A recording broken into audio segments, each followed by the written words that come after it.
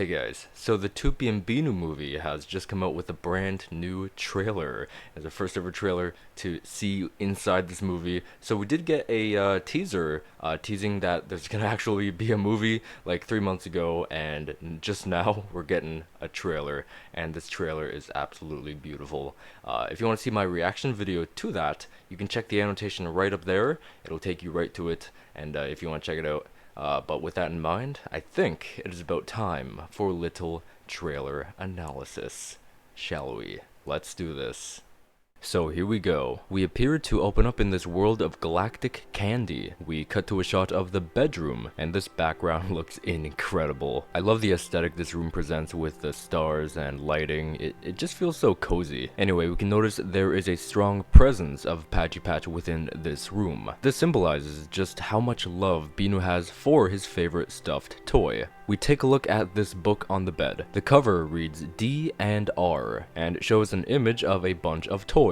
So this detail is actually incredibly interesting. If you look closely, you'd actually notice that Patchy Patch is included in this roster. Now, keep the contents of this cover image in mind, because these may come in handy later. The book opens up and reveals that same candy galaxy we saw earlier, and Toopy, Binoo, and Patchy Patch hop out of the book holding toothbrushes, and these toothbrushes seem to be able to fly around at their own leisure. So I've noticed this odd detail here, and I can already tell that this detail will be incredibly important in this movie. So, in this scene, knowing Patchy Patch goes missing in the film, check this out. He appears to have this blue glitter smudged on his body. So I do find this quite strange, but yet again another detail to keep in mind. Later, while Binoo is holding Patchy Patch just suddenly poofs out of existence. Keep in mind, while having the glitter on him. We then find this spectacular scene within a city. We have various characters, items, and advertisements circling around.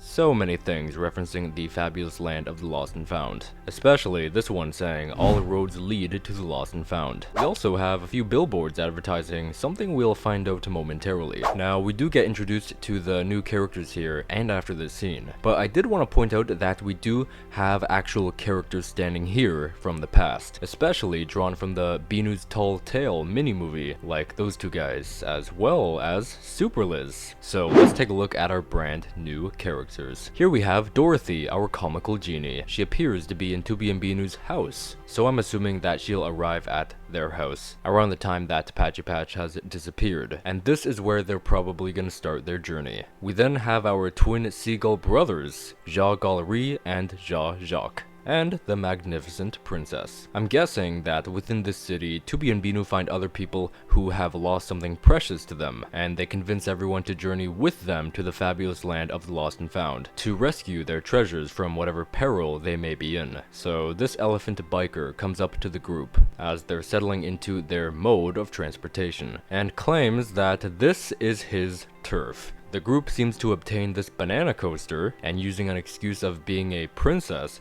she's claimed ownership of this banana coaster. And in the background, there's more text reading, Tous les chemins mènent à objets perdus, which translates to, all roads lead to lost items. So remember earlier in the city, there were billboards advertising something. It looks like since the images on the billboard were of the banana coaster, then it appears they've rented one to travel on the path. Now, check this out. Dorothy is holding a phone with a GPS. So, it looks like phones now exist in the Toopy and Binoo lore. Before the banana coaster sets into motion, officially beginning their journey, I did want to take a look at some of these background characters. Most of these background characters I don't recognize, so a majority of them appear to be new, but I did want to point this out. It looks like this snowman at the front is inspired off of the snowman featured in the Four Seasons episode, both wearing a hat with a green stripe as well as a purple scarf.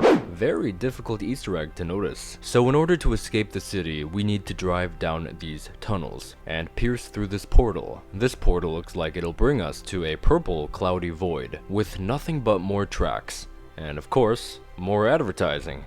Cause like, why the hell not? We then get this shot of this cluttered abyss. This area kind of feels like the habitat on Endor in the Star Wars universe. However, this one is filled with a bunch of seemingly lost items like unidentified flying objects, boxes, boats, floating candles, plants, pots, balloons, monuments, and books.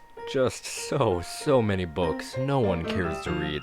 No wonder why they're lost. Now, upon zooming out of this shot, if you look closely, you'd actually notice that many of these background characters by the station are here. The snowman, the elephant biker, Super Liz, the guys from Binoo's Tall Tale, the rat, the balloon, unrelated, but there's also this little Red Riding wolf over here. We then get this creepy scene within a forest with giant trees, with mouths, and a single glowing eye. This one tree opens up a door while saying, "It's this way." So it looks like if we enter the Great Deku Tree's brethren's trunk, it'll probably lead us somewhere good or somewhere dangerous. Let me know in the comment section below, would you trust that tree? But speaking of which, this next area is crazy. So the group is standing on this floating platform in this dark void. But there's this giant illuminating pyramid. So this kind of gives me vibes to the station Bubbles, the one who watches, lives on, from the SpongeBob SquarePants movie, Sponge Out of Water movie. Does anyone else get serious vibes to that? Let me know. Anyway, this new snake character who appears to frequent this void claims, "The Grand Choo-Choo is over there, but only one of you is allowed to consult him." Then the entire group all votes to be the one that goes in to meet the Grand Choo-Choo. As we don't know who or what the Grand Choo-Choo is, I'm gonna have to guess that this is the Overlord who has total control over the land of the lost, like what should be considered lost and give it semblance in the Lost Worlds. In this next scene, we meet a tribe of groundhogs. The whole tribe seems to be wearing life jackets and glasses, and I'm assuming this one here in the middle with the pineapple on his head is the tribe leader. Anyway, so the tribe leader claims that if Toopie and his group doesn't quiet up,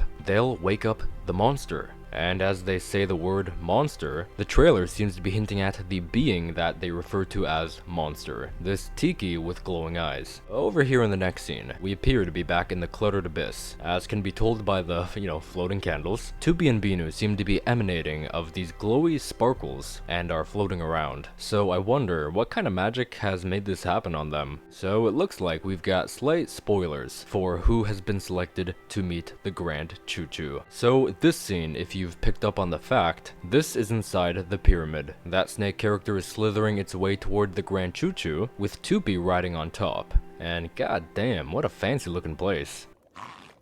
Nice place you got here. Over here is some call back hype, so get ready. So Dorothy shrinks herself and Binoo and says, "We're going inside Toopie's head." So this scene takes place on the floating platform in front of the pyramid. I'm guessing that Toopie has forgotten the important information of what the Grand Choo-Choo has told him, perhaps dark secrets of the world or the whereabouts of Patchy Patch. But anyway, when we enter through Toopie's ear, we find this white void with various mirrors and various Toopies. Now, this is a direct callback to the Magic Mirror episode, where Toopie falls into a mirror, mirroring his egotistical conscience, and he finds himself on this checkerboard floor with various mirrors and various Toopies. And if we were to match the contents of that episode with this scene, I'm willing to bet that, just like in that episode, we need to find the real Toopie in this batch, the one that holds the real Toopie's memories. Because again, much like that episode, I want to predict that in this scene, a majority of these Toopies are different personalities akin to Toopie. But anyway, I think they're gonna find the right one and ask him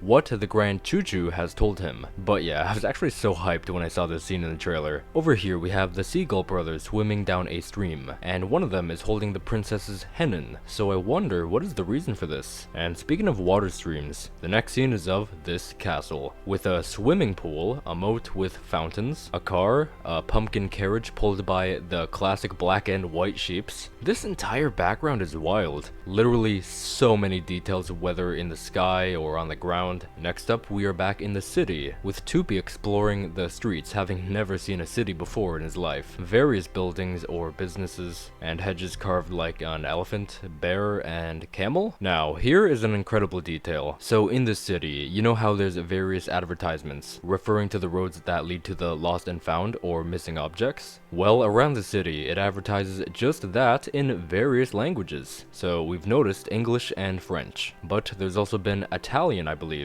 and some sort of Chinese or Japanese. Pretty interesting, eh? We are back in the forest, and look at this. The banana coaster has crashed and is completely destroyed. This is where the journey begins on foot, having to traverse this forest and get to the next point. through crossing fallen over trees over a river or mountain climbing. Finishing off this trailer, we have Toopie falling down a mountain of stuffed toys. And remember at the beginning of the video, when we were discussing the cover of that book they jumped out of, well, some of these toys on the cover can be seen in the pile of toys. For example, this elephant with a pink shirt, or this crab with the buck teeth, or this crazy businessman. Plus, much like that cover image, Patchy Patch is present in this toy mountain here too, so it looks like everything is coming together, huh? Ending off the trailer with the release date of August 11th, with a bunch of movie credits. And yes, this will be in theaters.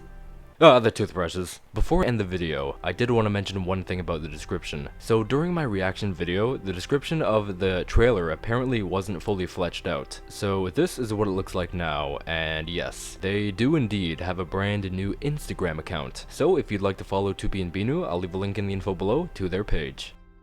Hope you guys enjoyed my trailer analysis for the Toopy and Binoo Movie trailer. Let me know, what do you think about this movie? I am so excited to see this, and this trailer just solidly put that opinion in forward, and I cannot wait to see this movie. I'm gonna try to go see it in theaters in August 11th.